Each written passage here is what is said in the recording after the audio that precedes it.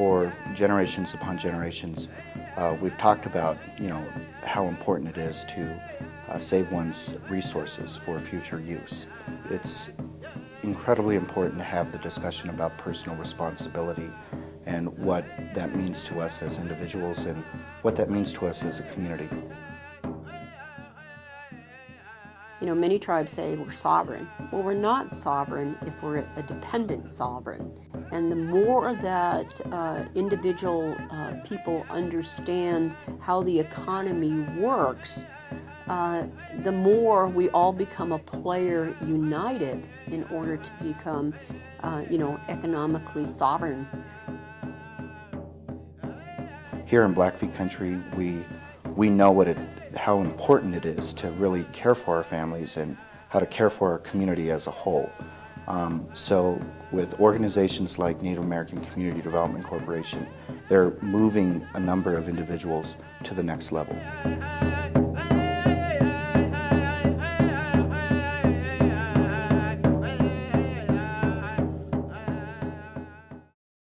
I remember in the early stages of developing Native American Community Development Corporation, we said, what are we really going to focus on? What are the things that we need to focus on in Native communities or Indian country? And it was financial literacy, like the basics, understanding financial literacy. How do you budget? How do you save? How do you utilize a financial institution? And then the second area, of course, we wanted to address was the small business development and how we can build the entrepreneurship of our Indian communities. And as many of us know, Native people are just naturally entrepreneurial. And so we wanted to rebuild that capacity within the community. And the third area that we wanted to address was home mortgages. How do people receive home mortgages? What is the process? And we knew that there were government guarantees out there that could really assist people in accessing bank mortgages.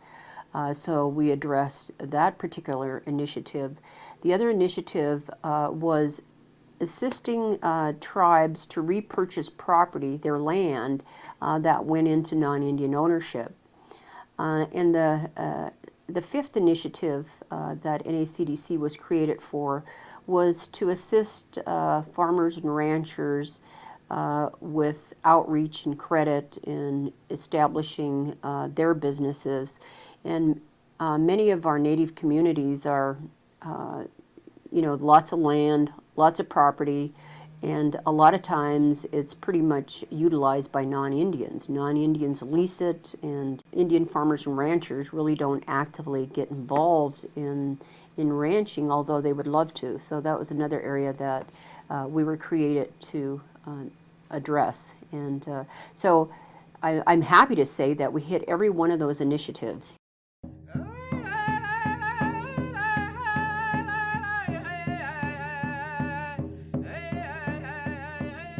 Well, the mini bank first started back in 1996, so we've been going strong for 15 years now, going on 15 years. It was first started in the Browning Middle School.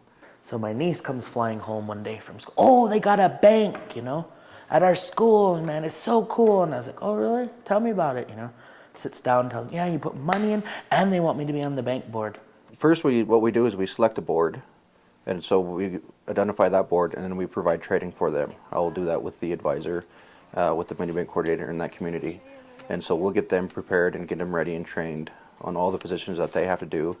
We let them develop their own policies and procedures, and so then we just kind of guide them along. And then we go in, and then we start the PR process. The mini bank called us one day and said, we want to start a mini bank account for each of your students. So the director, Dr. Daryl Kipp, said, okay, I think it's important, and they're all going to get $3 to start their mini bank accounts. So we typed up letters and sent them all home to their parents and told them we need to instill the value of money. One of the main goals and purposes of a bank that when we started the mini bank and we kept promoting it is our young. We have to teach our young. The way the mini bank program is set up is that the kids are the sole account holders, and so the account is actually in their name, so they're the only one that can actually do transactions with that. account. So a parent cannot come in and withdraw from that account. It has to be up to the child. The whole point of mini bank is to save up money for something in the future. Once I get my first job, I'm going to take that money and I'm going to find out what do you need for this. For this week, I'm going to need gas money. I'm going to need to walk around on. So I'm thinking about $50 for money to walk around on, and I'll fill up my tank of gas, and I'll probably still have about $200-300 left, and I'd put that in my bank. I've been saving ever since I came here and I got a account.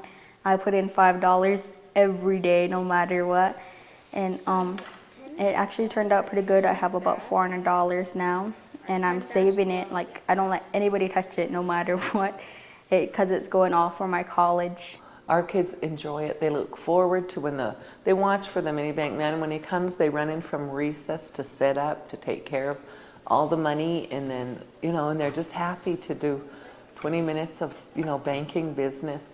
And then sometimes during the day I'll tell them, well, I have to go to the bank for the school, so who's been on the best behavior needs to see how I'm going to deposit this money, or if I'm going to get cash, or what I'm going to get. And so they already know the system. Stand in line, turn in your thing. You got to have your account number. You got to have, I need to know if I can cash a check from another bank, So I'll just give them different little scenarios when we go over there and do that, So that's kind of like they see how it works. With mini bank, those kids are very comfortable with talking to staff. They'll come in and ask questions. They want to know everything about their account, and they already pretty much know about their account. When they open it up, they already know what's going on with it, and it's really because of mini bank. At first, when I joined it, I didn't know how to write the withdrawal and how to deposit. So the other kids started to teach me, and it was kind of hard at first, but now since I know how to do it, it's easy. And that's one of the things is working with our local bank is that it allows them to go in and, and feel like a big person, when they're depositing their money or drawing their money out, they get that communication value. You could take these over to the bank, and they don't have these slips, so that's what these are for. So whenever you go to the bank, use those. I think the impact is really strong. A lot of it is because they feel so comfortable with us as the bank, they're not scared to look at a loan. So then they're not going somewhere else. And then it helps them with their whole prospect of maybe buying a car, then maybe looking at buying a house.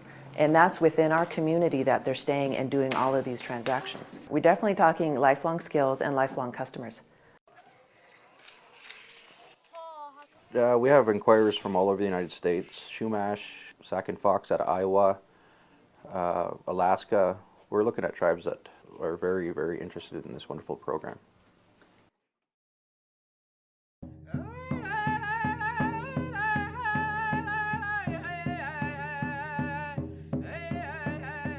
To me, financial literacy just engulfs everything. Absolutely everything. Everything else is included in this nucleus, and financial literacy umbrellas everything. I don't think there's a very high level of knowledge. A lot of customers, they just basically cash their check, and all they need is an ID. They cash their check, take the money, and walk away. It is nice when we get the customer that wants to come in to actually open an account, but the level of knowledge isn't very high. Our clients have so many barriers holding them back from prospering or moving forward. And my hope when I send someone over here to the financial literacy class is that they're going to be able to, take those values and those ideas and move them forward in their own lives. We have partnered with the Native American Community Development Corporation. The more we can train our people to get those skilled workforce jobs, and not only to just get a job, but to make a career, a lifelong career, whether it's going to be in a skilled trade or it's going to become a business. Those are the types of messages that we're trying to get out to our people. As a policymaker, I think with quality entities like Native American Community Development Corporation, they are helping people become more responsible. They are helping people become productive citizens, and I really think that's what people want to be. They want to be able to care for their family. They want to be able to provide for their family. Having a resource right next door a program like the financial literacy classes was a great resource for our clients. Being financially aware improves people's lives. I think it's important that tribes understand that once you're able to build the economy, small businesses within your own people, you become stronger.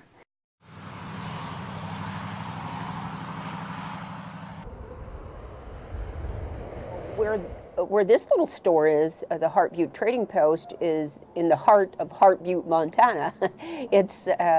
It's located probably 35 miles from Browning. It's another probably 40 miles from the next town off the reservation. And so it's a very remote community, Heart Butte, and it's sort of like cries for small business entrepreneurship. We started in April of 2002, and the first year our net profit was, I think it was $86.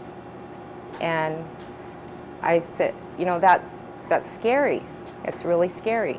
And Eloise said, that's awesome. You made money.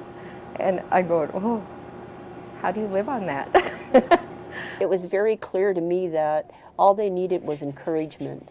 And so we brought in consultants that would work with them directly on, for instance, QuickBooks, on making sure that they have an accounting system in place. Well, after we got assistance, we got more on what to do, how to run a store, really, how to make more of a profit, really. That's what we wanted help for. That's most of the main thing. We've learned a lot, and we continue to learn. And it's a nice experience. This is exactly the way we would like every other business that we work with from now on. This, you know, we're hoping that it all operates, it all works the same way, everything flows the same way. Because it was very smooth working with Janet and Merlin. They, like I said, they were so willing to be successful.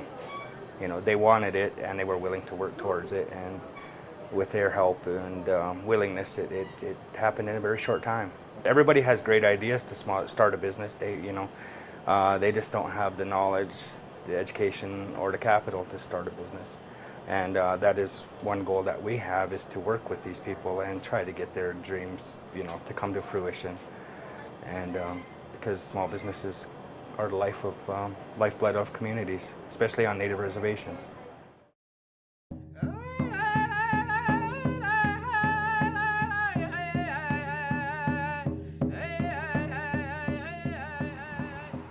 The Blackfeet Heritage Center and Art Gallery is tribally owned and operated. We promote Native American art, over 17 different tribes, possibly 500 different artists.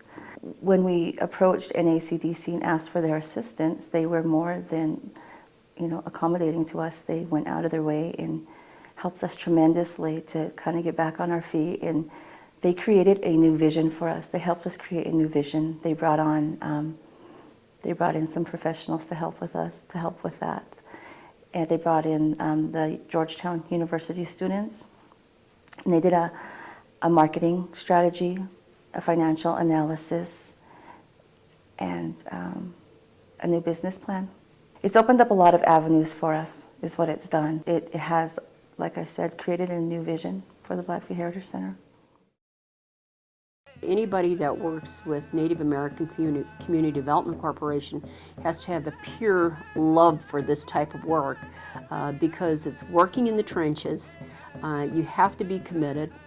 It's important to understand that Native American Community Development Corporation is Native American. They understand our people, what we're dealing with, the financial issues. What I love about Native American Community Development Corporation is the fact that they're not only working with individuals to better their own financial situations in life, but also they work with other entities to make sure that it's truly ingrained within our community.